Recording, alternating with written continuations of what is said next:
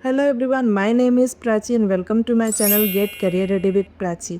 तो आज हम कुछ ऐसी स्ट्रैटेजीज़ के बारे में डिस्कस करेंगे जो कि 2025 में आपको बहुत ज़्यादा हेल्प करेगी एक जॉब खोजने के लिए। जैसे कि आपको पता है कि नया साल आ गया और नए साल में हमें कुछ ऐसी स्ट्रैटेजीज़ अपनानी पड़ेंगी जो कि हमें जॉब खोजने में मदद करेंगे, क्योंकि अभी जॉब एप्लीकेंट्स इतने ज़्यादा बढ़ गए हैं और ओपनिंग्स इतनी ज़्यादा कम रहती है कि आपके शॉर्टलिस्ट होने का चांस बहुत ज़्यादा कम हो जाता है। अगर आप रेगुलरली जॉब पोर्टल्स पे अगर अप्लाई करते होंगे तो आपको इस दिक्कत के बारे में पता होगा कि जब भी आप देखोगे कि कुछ 20, 50 या 100 ओपनिंग्स रहती है तो उसके 10x जो है एप्लीकेंट्स रहते हैं, वो सारी इन्फॉर्मेशन आपको वहाँ पे दिखा दी जाती है। तो इन सभी चीज़ों से निकलने के लिए मैं यहाँ पे कुछ ऐसी स्ट्रैटेजीज़ लेके आई हूँ जो कि आपको बहुत ज़्यादा हेल्प करेंगी 2025 में जॉब खोजने के लिए। चलिए वीडियो को स्टार्ट करते हैं। सबसे पहले जो आपको स्ट्रेटजी अपनानी चाहिए वो ये कि आपको एक नए स्किल सीखनी चाहिए, यानी कि लर्न अ न्यू स्किल। क्योंकि आजकल जो हमारे पास एजुकेशनल क्वालिफिकेशन होती है, रेगुलर एजुकेशन क्वालिफिकेशन होती है, वो हर कोई के पास होती है। हर कोई आजकल बीकॉम कर रहा है, हर कोई बीएससी कर रहा है, हर कोई इंजीनियरिंग कर रहा है, हर कोई एमबीए कर रहा है। ये सारी चीज़ें ज़्यादातर लोग करते ही हैं, यानी कि ग्रेजुएशन, पीजी वगैरह किसी भी स्ट्रीम में करते हैं। लेकिन आपको एक नई चीज़ अपनानी ये चाहिए कि आपको एक नए स्किल सीखनी चाहिए।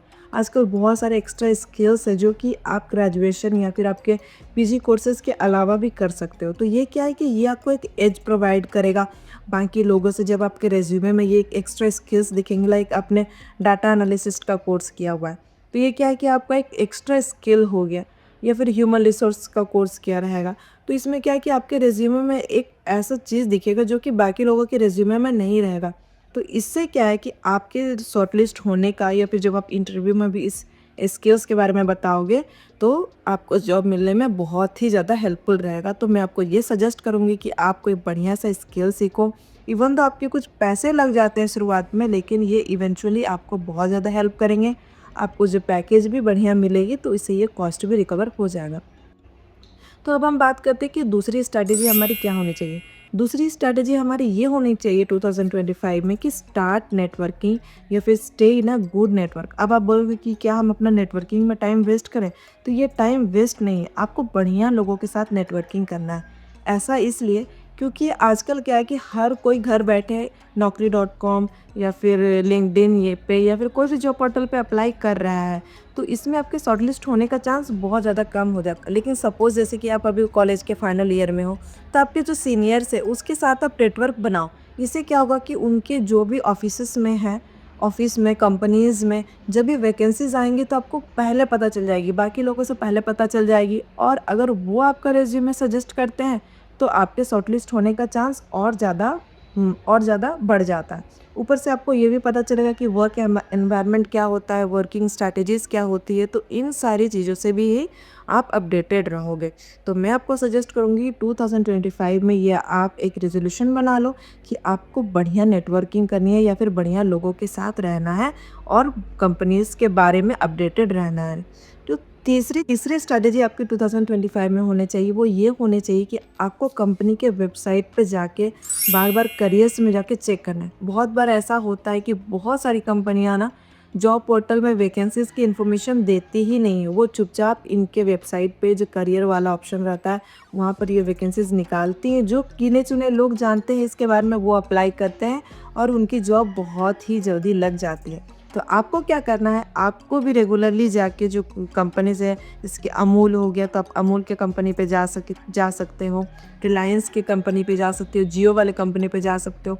जब आप इनके वेबसाइट पे जाओगे और वहाँ पे करियर्स आएगा, वहाँ पे आपको क्लिक करना है। अगर वैकेंसीज़ होंगी तो श्योरली वहाँ पर आपको ये शो करेगा, तो आप वहाँ पे जाके अप्लाई कर सकते हो। इससे क्या है कि आप एक अर्ली एप्लीकेंट्स बन जाओगे, तो आपका शॉर्टलिस्ट होने का चांस बहुत ज़्यादा बढ़ जाएगा।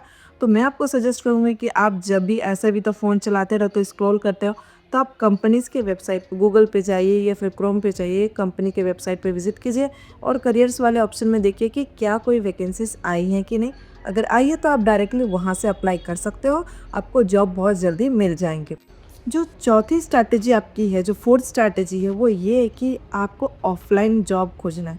लुक ऑफ़लाइन, क्योंकि अभी हर कोई ऑनलाइन ही जॉब खोजता है। लेकिन आप कभी ये सोचो कि आपके अगल-बगल अगर कोई बहुत बड़ी सी बिज़नेस है, अगर उन्हें कोई मैनेजर की ज़रूरत है या फिर उन्हें कोई अकाउंटेंट की ज़रूरत है या फिर आपके बगल में कोई स्कूल है, वहाँ पे टीचर की ज़रूरत है या फिर मैनेजर, अकाउंटेंट या फिर स्पोर्ट्स टीचर या फिर किसी भी चीज़ की ज़रूरत है या फिर आपके बगल में कोई छोटी-सी फैक्ट्री ही खुली है, वहाँ भी लोगों के वहाँ भी वर्कफ़ोर्स का इन रिक्वायरमेंट होगा, तो आप वहाँ भी जाके अप्लाई कर सकते हो। इससे क्या है कि आप तो एक अपने घर के पास रह सकते हो, लोकली रह सकते हो।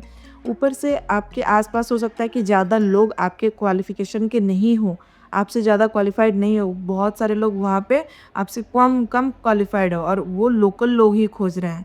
ताकि इससे क्या होता है कि नहीं हो सकता है कि आप अगर आस-पास में सबसे ज़्यादा क्वालिफ़ाइड हो, आपसे जो वहाँ पे ज़्यादा क्वालिफ़ाइड लोग नहीं हैं, तो वहाँ पे क्या है कि आपको जॉब मिलने के चांसेस बहुत ज़्यादा बढ़ जाएँगे।